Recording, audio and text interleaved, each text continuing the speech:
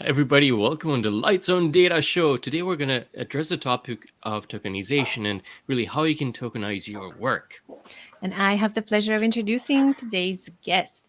Our guest today is currently leading the fourth industrial revolution and industry-related work for the World Economic Forum's AI-enabled strategic intelligence platform. She also looks at the main policy issues that are prevalent around the technologies most commonly used during the fourth industrial revolution. She is a computer engineer by background and is currently getting her PhD in data science from MIT. Congratulations on that. Prior Thank you. to the World Economic Forum, she was the director of operations at a nonprofit which looked after bringing technical education to underdeserved communities. Everyone, please welcome Tuba Durazi. Thank you so much. And it's great to be here. And thank you so much for having me. Well, welcome back from Alaska. Thank you. Seemed to be. I have let's say a more general question. I'm curious how you got interested into computer engineering, into data science. Yeah, so like most stories for me, it started at a very young age. My father's an aeronautical engineer, so our summers were basically around taking things apart and putting together. So are our parents. And I think that one thing that I really took from him is, number one, he always had this sense of curiosity about everything that he was doing. And there was always a mindset of like kind of breaking things apart to put them back together. And I was really interested in that. And initially my interest was in mechanical and electrical engineering. And then I got into coding and I fell in love and spent many a days just designing efficiency gains, designing small video games, etc. And that's where my love for engineering and specifically computer engineering started. That's wonderful. Are there many women in your industry? Not a lot of women in my industry, but they are a lot more now than they were when I first started. I think that this is also one of my passions, is to make sure that not only are more women introduced into this industry, but also more people of color. And we see quite a lot, especially with women of color, where they will study engineering and have a lot of technical degrees, but not make it into the exact workforce. So I think that's one key area that I look at in my personal life, is to see like what are some of the ways in which we can bridge that gap. So you'll see a lot of women getting bachelor's degrees in engineering, but then the follow through or their perspectives are not really captured in the industry itself. Well, thank you very much for being an inspiration for that. Thank you. I appreciate that. And hello everybody that's listening in. Hi, Jonathan. Hi, Ravit. And hi, Susan and Gilbert and Frederic. It's great to have you all here, and everybody else, please come in and say hello. Well, now let's please go into the topic of tokenization. And I know you had a presentation for us to just add some visualization aspect to your explanations and introduce ourselves to the topic. Yeah, absolutely. And again, I'm just touching the surface of tokenization because it's such a huge topic.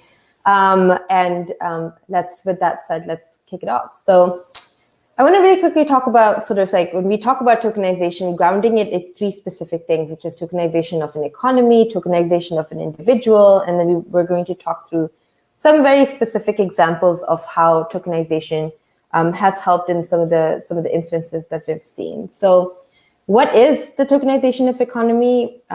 In my words, we're talking about the fourth industrial revolution, which is something I work on quite regularly. We're realizing that data is obviously very, very important. It's the infrastructure, the architecture, it's everything foundationally that our technologies are built upon. And as we're seeing that data is exploding in volume from our interconnected devices and other sources, then so is the pace of transformation, which is expanding at an exponential rate, which is making our interaction with these machines, information more common, natural, and powerful. So, it's not unbeknownst to us, but we know that it is the basis for many AI applications, all the way from gene sequencing, robotics, to modeling climate change, developing autonomous vehicles. And the reason I mention all these different industries is that wherever you look or whatever aspect of life you're touching right now, data will certainly underpin that and underpin sort of, what direction that is headed.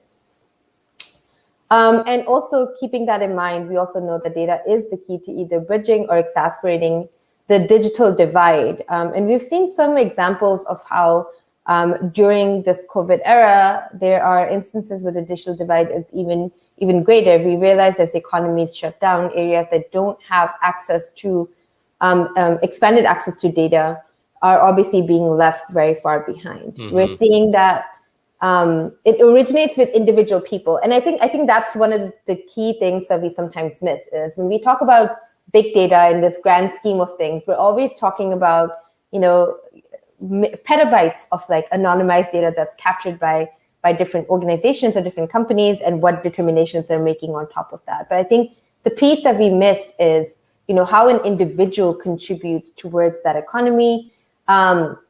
How might those individuals be able to share in the wealth that is created from the data and how they could be compensated for this use? And the example I use here oftentimes is what has happened in the music industry from residual value of songs that artists put out and how they are compensated for, wherever their songs are featured, wherever their music is featured, etc. And you'll see that sort of parallel with data as well moving forward. And then I really quickly wanted to touch upon some of the top key issues in the tokenization of data. So obviously collection and communication, that is something that is super important to us, super important as an individual, important as an organization, and of course, very important to us, the governments or the public sector element of that as well. How do we leverage data? That's another one where we're talking about distributed models of DLTs, or distributed models of like data capture, data storage, etc. Data and algorithm ethics, and we see this. I think the biggest trend in data is obviously in towards ethical determinations of data, how we're creating algorithms that use our biased data sets. How do we make sure our data sets are not biased moving forward, etc. Data governance and sharing. So best practices around if me as an organization or me as a government, how I'm storing my data and how will that data interact with other governments, etc. And assessing the impacts and implications and the business of data. Where data governance and sharing is important, and another case study or use case here that I would mention is, again, with COVID-19, we saw a lot of instances of companies and countries wanting to share anonymized clinical data with each other to try to come to the best determination of what sort of vaccines could be used. Mm-hmm. And the reason I mentioned that is because we realize not only that we need to be prepared for instances where this broad data sharing activity needs to happen, but we also realized that we were not set up for that. We realized that data storage and data sharing practices were so different from jurisdiction to jurisdiction that even sort of like pieces of governance like GDPR, etc., were not unifying it in a way which would make it easy for us to save that. And knock on wood that we don't run into another pandemic situation or in the big world disaster like that. But you can also think about it in terms of an opportunity. We definitely need to look at developing some norms around data governance and data sharing that are universal. So accords, charters, or whatever it may be, but there needs to be some sort of unified way for us to be able to share and access the data. That's music to my ears. Yeah. So let's go back to tokenization as we were talking about it before. So like, what is tokenization? So tokenization, the way I would define it and more universally defined, is the way to transform a virtual or physical asset in a digital entity, which allows for a fair exchange for a particular monetary value. NFTs is a really good example of that. So NFTs are non-fungible tokens. You can tokenize almost anything, but it's a tangible or intangible asset. So when we talk about tangible assets, of course, we can talk about what NFTs are most commonly used for, which are pieces of art, etc. And some intangible assets, you can talk about yourself. You can talk about some of the soft skills that you bring to the table, which can also be tokenized. And the reason tokenization is especially powerful and interesting to me is also because it removes a geographical barrier for transactions of artwork, antiquities, music, video, games, and any kind of asset, right? So when you're talking about, for instance, right now, we know the situation that's evolving in Afghanistan. So we know that, a lot of sort of like, there are going to be embargoes, we know there are going to be sanctions, etc. But we know for how harmful that is for an individual that's sitting in that geography, who relies on, selling off their assets or selling off their artwork or whatever it may be, to put food on the table, basic human rights. So we realize that NFTs and tokenization is a way in which they can sort of, as an individual, supersede some geographical barriers or some legislative barriers that have been set in place. It is also a way that people use to circumvent a lot of laws and regulation. But we're not going to use that as a foundational example. I think the foundational example that we're looking for here is to give an individual more agency, and the ability to be able to, get real market value and not just like jurisdictional market value for the products that they're bringing to the table. And some examples. So for instance, the virtual gaming industry finds tokenization very useful. It's psychological. If you do a lot of UI UX research right now, you know that there is a heavy trend across most intelligent digital platforms to have gamification. And gamification allows for products to be stickier, and the basis of gamification is tokenization. So, do X function, and then you get X token in exchange for that. You collect this number of tokens, and then you can kind of trade them in for a benefit of some sort. I think a little part of me is very excited about that, because it's going back to sort of like the Mario Kart days where, you're driving your kart and then you're gaining a bunch of coins, or like the Sonic days, and like it just adds a level of like kind of fun and joy to your everyday interactions with platforms that are sometimes very serious. Also, keeping in that, the National Basketball Associations adapted NFT tokens to distribute collectible gaming videos. So this is akin to back in the day. There's a huge trend in the US, especially on baseball cards, for instance, and those baseball cards were prized, treasured. I know that myself because I carry around a hockey card, an NHL card from like the early 80s. And, Wow. It has seen better days, because now it is just demolished from sitting in my wallet for this long. And we all know that in that state, of course, sentimental value it holds, but it doesn't actually hold any monetary value anymore. So the idea of having these kind of tradable memorabilia, even from a gaming industry perspective or from a sports industry perspective, as a digital token, I think is something that will be beneficial in the long run. And then think about it, you don't, have to, when you pass it on to your kids or your kids, grandkids, etc., everyone will build this like digital library of assets that they have that they can individually trade in and out. And you will no longer need to go look through old wallets to see what cards you used to have.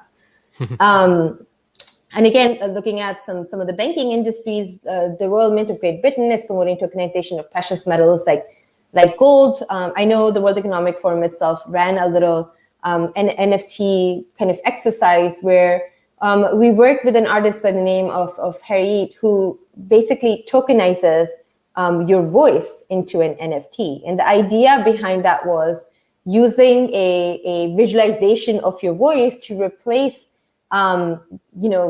gifts of gemstones. For instance, he had an example of someone who had used a voice, their voice, to create a pseudo digital diamond that they had proposed to their significant other with.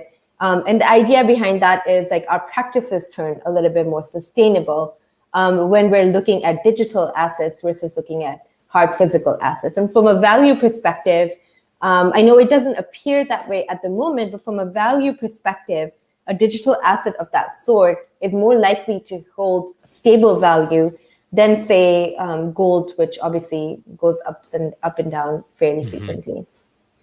And last but not least, cryptocurrencies. I know, who hasn't heard about cryptocurrencies? Biggest kind of thing that we hear about cryptocurrencies all the time is like they're not reliable. I mean, we've all seen Bitcoin go up and down all the way around, and sort of like if you own a lot of crypto, you also know the kind of panic that causes when the market crashes, etc.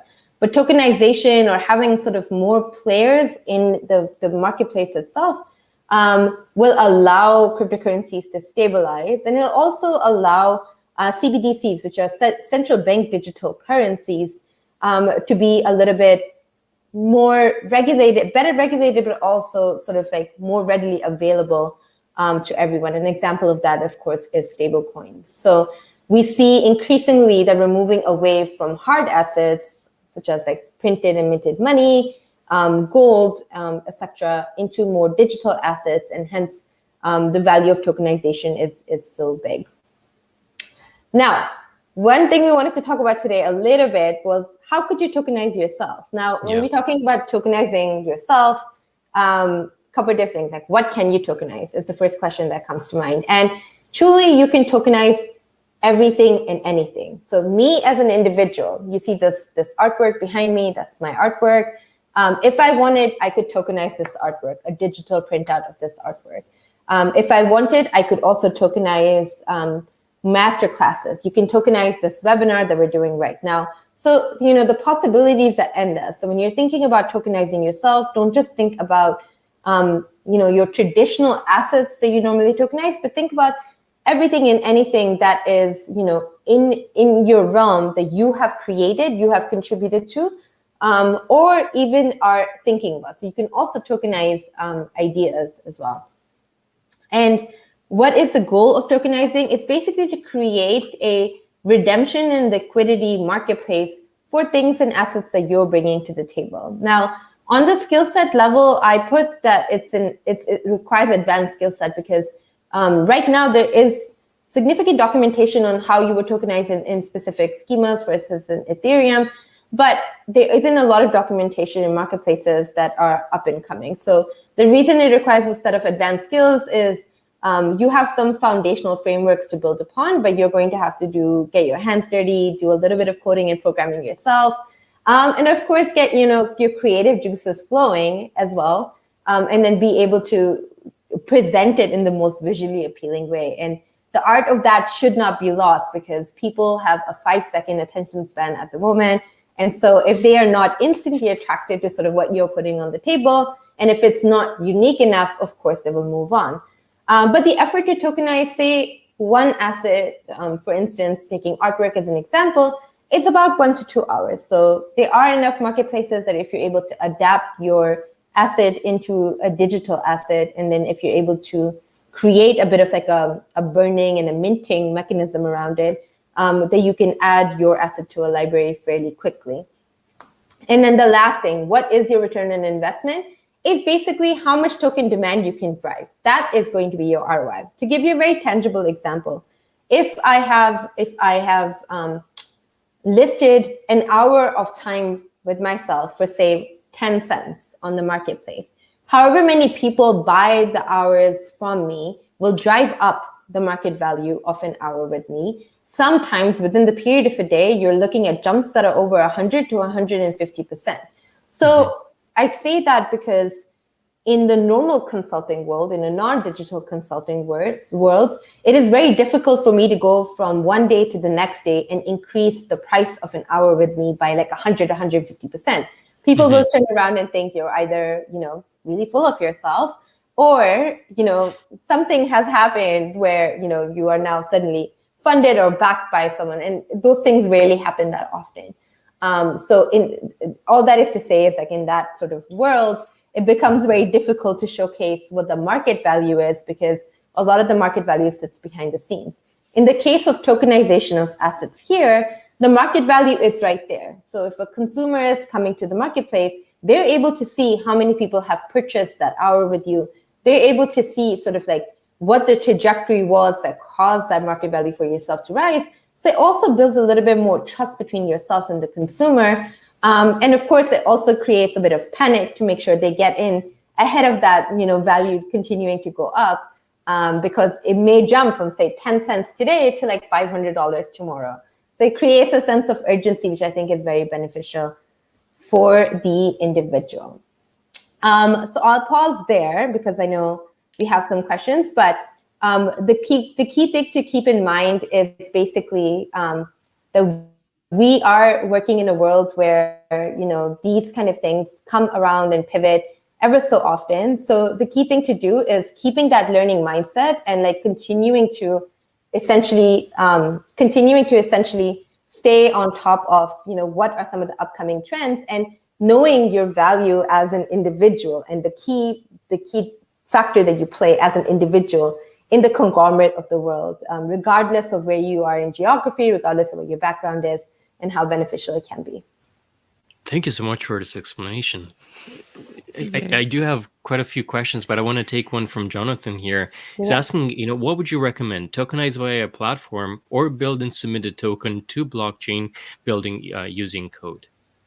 I would personally recommend to take a look at some of the more active marketplaces that already exist. I think that we are in that stage of technology where the ROI to kind of reinvent the wheel is not great, right? So you build on foundationally what is working, what is trending. There are a lot of marketplaces, and I'm happy to kind of send some links around after this as well, that you can just you need to digitize your asset as the coding that you need to do, and then put it on that marketplace, which already has traffic, instead of trying to reinvent it yourself. Thank you. And that was my next question, if you can recommend some marketplaces, and looking forward to having those links from you afterwards.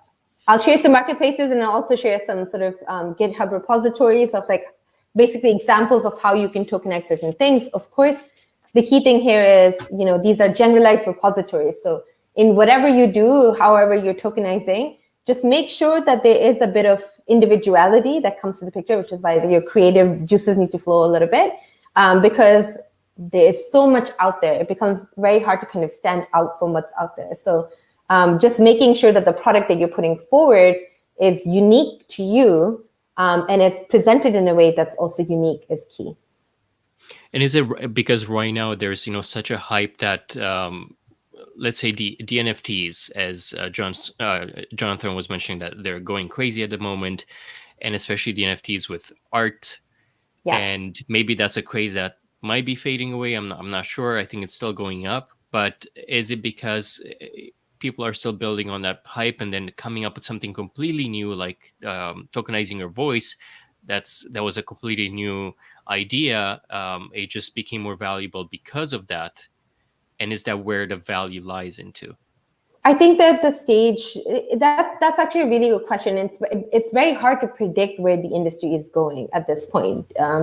What you said is correct. NFTs prices continue to be driven up. They continue to be driven up because we'll see interesting players jump into it. I think that the highest sold NFT was actually, Jack Dorsey's like first tweet, for instance. Like we'll see people, celebrities of sorts, or like technocrats, like step into this field and drive the market values of certain NFTs up.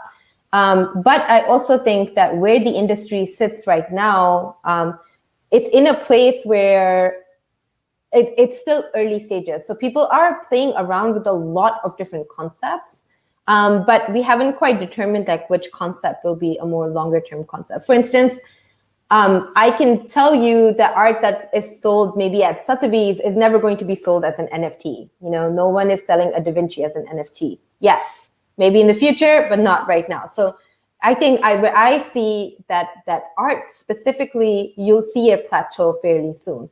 I think where you'll see an uptick now is on kind of individual soft skills and those sort of assets and contributions that we haven't really kind of witnessed that much. And even in that, the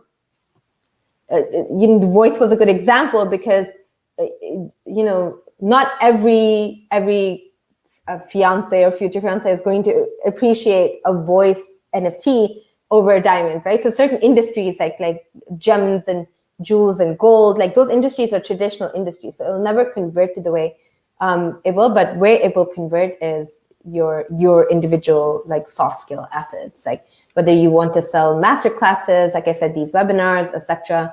That I think is where you should put the money, or like essentially that's where the trend is going. Right. We have a question here from Ravid. What are the biggest challenges in tokenization currently? And I know you've addressed some of the issues. Is there one that's really pinpointed as one of the biggest challenge out there? I think that where the biggest challenge sits right now is on individual agency. So basically, right now, there is, again, equating it back to sort of like the music industry, it's a label is selling sort of the music. The artist doesn't see a lot of residual value. The artist gets a lot of like periphery value, like my name is out there, etc. So we see a lot of that where the individuals haven't quite figured out very well on how they can continue to kind of tokenize their work and their assets. So organizations who own sort of this big data, etc., are able to quickly predict and see what the trends are and capitalize on them, and then use, kind of the individual's assets as an organization versus as an individual. The second thing I would say is, and I mentioned a little bit of that before, where I said that there is always this fear of like kind of like illegal style activities happening as a result of tokenization. We all know like the Silk Road story, etc. So there is a fear from a non-technical individual to say that these are activities that are fairly unstable and they cannot be used as like a reliable source of income. So I think that's the other thing. It's like if we continue to not create a lot of knowledge and information about tokenization, we'll leave like an entire middle layer of individuals behind who are active contributors to the economy. So I think that the biggest fear here will be like, how do we create infrastructure? How do we create information and knowledge in a way that we're bringing along a broader audience than what we're doing right now? If you talk about tokenization right now, like most individuals who are talking about tokenization are either on this side, like super geeky, sort of like I call them like the blockchain nerds, essentially, or the outlier artists and stuff who are really interested in this, or it's on the other end of the spectrum where tokenization is being very heavily discussed with giant tech companies, banks, governments, etc. So this middle layer needs to come along in order for this to work. And have you seen collaborations between the very artsy individual and the blockchain geek? Yes. I have some very, very personal examples of artists from Iran, actually. So I'm Iranian by background, but artists from Iran who are, and as we all know, Iran is fairly sanctioned in sales, etc. And artists from Iran who, as an individual should not be sanctioned and were looking to sell pieces of their art or pieces of very traditional music. And initially they had gotten into the scene from the aspect of like, we want the world to know that there's a lot more happening in Iran than just like, what's available in like the more generic media. And they partnered with some again, blockchain nerds, some people from the Ethereum Foundation, etc., to create NFTs for some of those artworks, some of those pieces of music. And I think that they were able to, raise enough funds to kind of create like a steady revenue stream for themselves for basic human stuff like sanitation, putting food on the table, etc. So I think that for me is an example that hits very close to home because, I've seen the way some of these really, really kind of interesting and accomplished people live, and the divide between if they were to live in a Western world, how far along they would be, and then technology helping to kind of bridge that. Right. Now, out of all these examples that you've encountered so far and tokenizing physical assets, digital assets, so you mentioned, music, digital artwork. I've even heard of like whiskey being tokenized, precious metals. Is there one that kind of stuck with you that you thought it was, wow, this is quite interesting? That's it. I mean, everything is a difficult really question. They're all interesting. I think the one that I'm most excited about is an individual being able to tokenize, the skills that they can bring to the table. Right. I want to live in a world where, if I'm a consultant who can, program like 30 lines of code for you, that I'm getting paid market value and I don't have to like go through, the really awkward conversations of negotiating on that. Let the market negotiate. So I think that's the piece that I'm most excited about, is individuals being able to tokenize their skills, their hard skills that they're bringing to the table in a marketplace that is very universal and very transparent. And that's the skill somehow coupled with time as well, right? You're giving your time and skill. Yeah. So it's that example of like an hour of my work, would be whatever, 35 cents, like 10 cents, whatever it may be. And then also knowing that that hour of work, if I get enough demand, which is basically the best way to describe it is essentially like I am, an individual who is, gets a 5-star review, right? But the marketplace version of a 5-star review is an uptick in how much you're getting paid for that particular skill. Right. Now we're coming to a close here. I'm just going to take this one last question from Jonathan. There are some royalty settings in some NFT marketplaces, but how do you think this can improve moving across different blockchains like Ether, Cardano, etc.? Yeah, I think that is